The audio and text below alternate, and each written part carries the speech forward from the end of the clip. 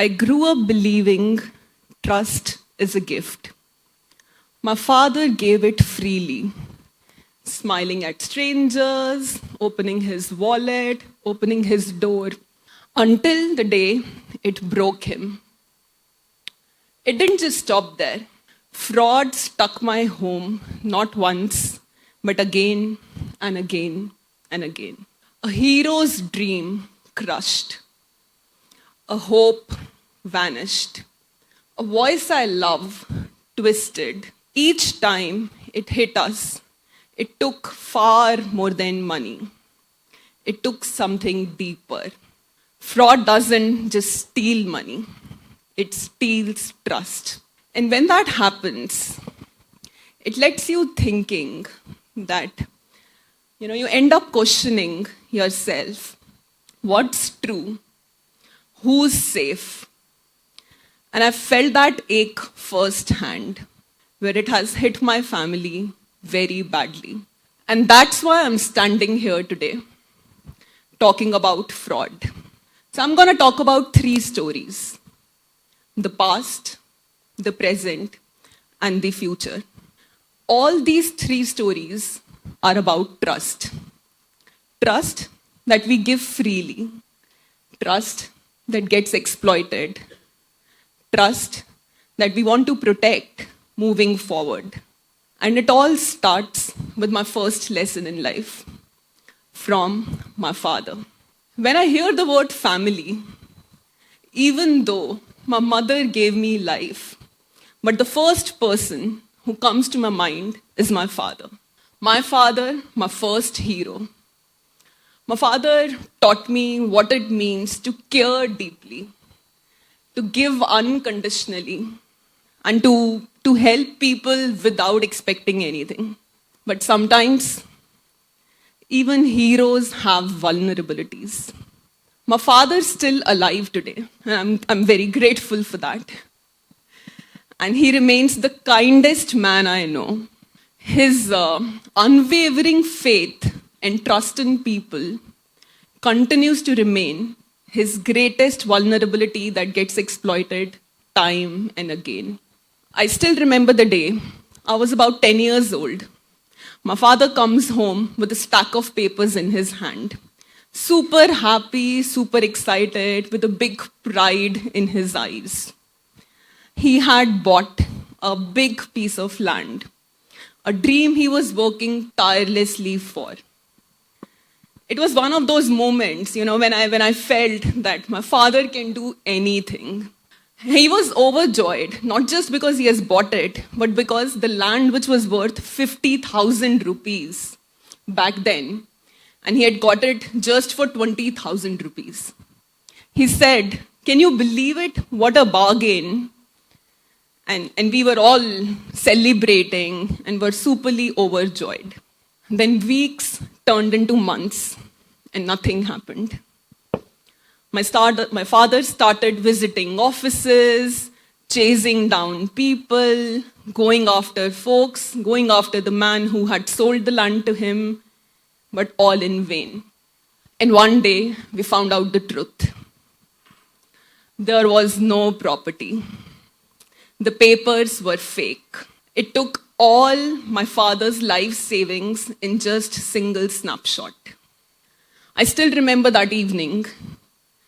We were sitting on our dining table. My dad comes in with those wasted fake papers lying in front of him. There was a big disappointment in his eyes, not just in himself, but in whole of humanity. There was no sound anywhere. It was a pin drop silence moment. Just the fan in the ceiling was showing a creaked up sound, as if the fan was also encountering the weight of the moment.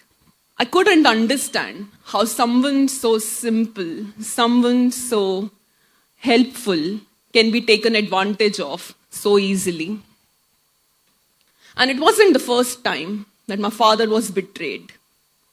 People would come to him with stories of hardship.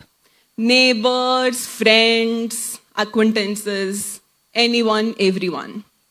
asking to borrow money. And he'll typically go and help them out because he believed in their goodness. And most will never pay him back. But on that day, when we were sitting in that dining table, realizing the gravity of the situation, something inside me shifted. I felt that this is my personal duty to protect my father and people like him who are way too vulnerable, who trust too easily and then pay too dearly for it. As a 10 years old, I didn't know how would I do it. All I knew was that some way or the other, I'll ensure that I'm spreading that message, I'm standing up for those people. And well, that is, once again, why I'm here, standing today, talking about fraud and nothing else. Because it just isn't a topic for me. It's something deeply personal. It's something which I really stand by. Because I have seen it firsthand, that fraud doesn't just steal money, it steals trust. And my father taught me that trust is humanity's greatest gift, and we should do our best to protect it. Now, back then, scammers had to see my father eye to eye to scam him. But now, the way technology has moved, people don't even need to see us eye to eye. And that leads me to my next story of my brother. So let me introduce you to my younger brother.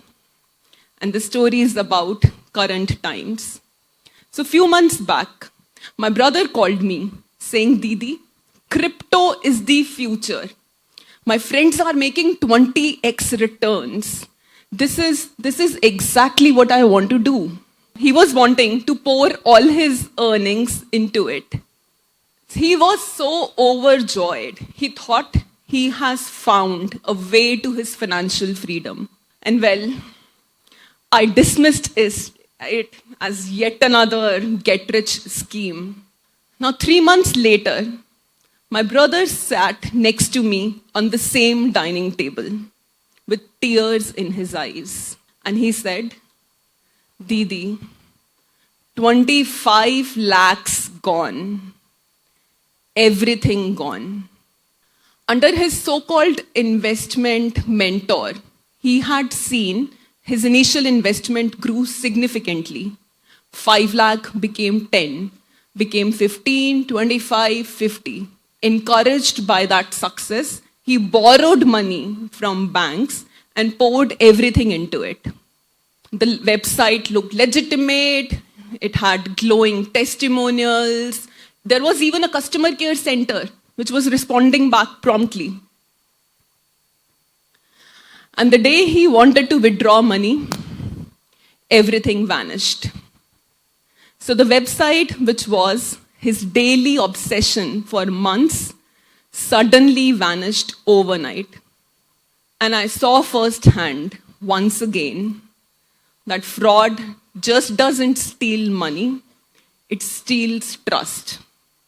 My brother didn't just lose money and have banks chasing him up for repayments, but he has lost a big trust in himself. He comes and asks me that how do I go back and face my parents? How do I go back and look into the eyes of my children? How do I tell them that daddy lost everything? There are studies which tell that people who get scammed by such scenarios go through profound grief, shame, and depression so strong that 80% plus never report that to anybody. My brother isn't just a victim of financial fraud. He's a victim of an emotional fraud. And hence we see that unless we are vigilant, the fraud keeps stealing not just money, but our trust very deeply. Now, I have a confession to make. How many of you have got a smartphone? Raise of hands. Yes? All of you? Interesting. As an ethical hacker, I once installed mobile spyware in a family member's phone. Not to harm them, but just to see how easy it is to invade someone's life. And let me tell you, it was terrifyingly simple. For less than rupees 800, I had access to all their calls, all their text messages, WhatsApp chats, and even everything that their camera or microphone is recording. So then once again, it isn't just about stealing money. It's about invading someone's life. It's about getting access to just about anything. The smartphones you have right now in your hands could possibly be already spying on you. The data says that over 6 billion malware is there globally in 2024 itself. And if you think it can't happen to you, let me tell you something scarier. The dark web. I was just curious to check how easy or tough it is to find someone's information online. All I needed was a phone number. With that phone number, I could get access to your addresses, your historical addresses, your browsing history, even up to your bank accounts. It was like peeling layers where one piece of information is taking to the next piece of information automatically. And all of this cost less than the cost of a pizza. Imagine seeing your own name, your Aadhaar card number, your PAN card number, your UPI PIN, all for sale flashing on that screen. So the stakes have increased as we talk about fraud. And then I was curious, why do we fall? What is it which led my dad to fall, my brother to fall, and I see so many such incidents? Then it comes that there is a human tendency which gets exploited by fraudsters called fear, overconfidence, greed. So anytime you see these three in action, just remember that there can be a red signal out there. Now let me take you to my final story for today. This is my daughter, Noor. Imagine one evening, I opened my door and I found my 10-year-old daughter standing there. She looks exactly like her, she sounds like her, she even smells like her. However, it's not her. It's a humanoid robot created by scammers to manipulate me.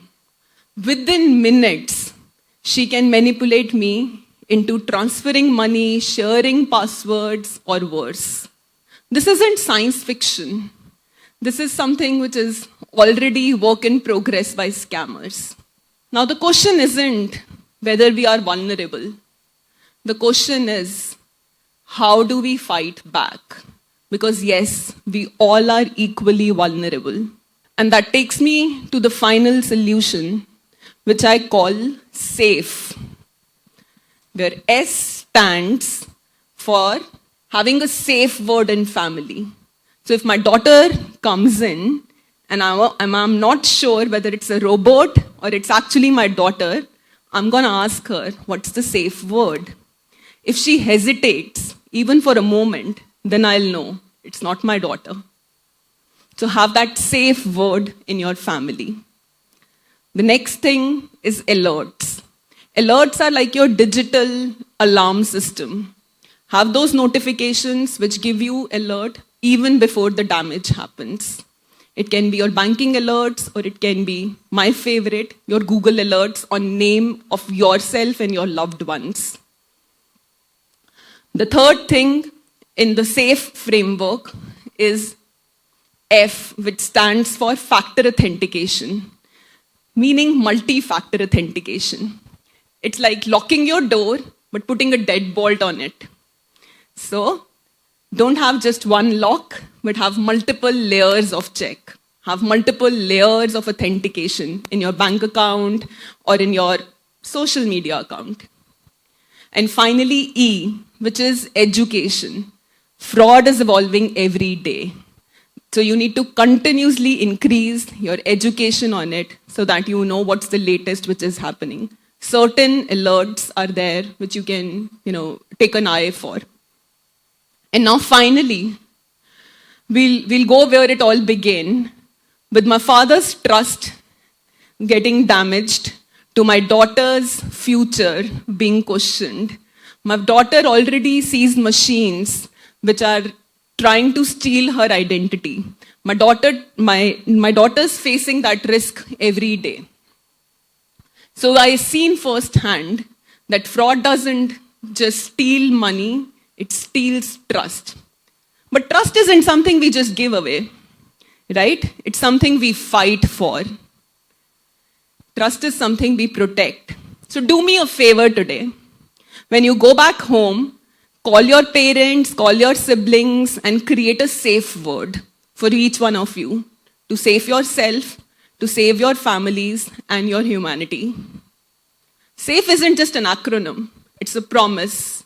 It's a promise to protect our families. It's a promise to protect each other. Because trust isn't just a word, it's the greatest gift of humanity. Protect it like your life depends on it, because it does. Thank you.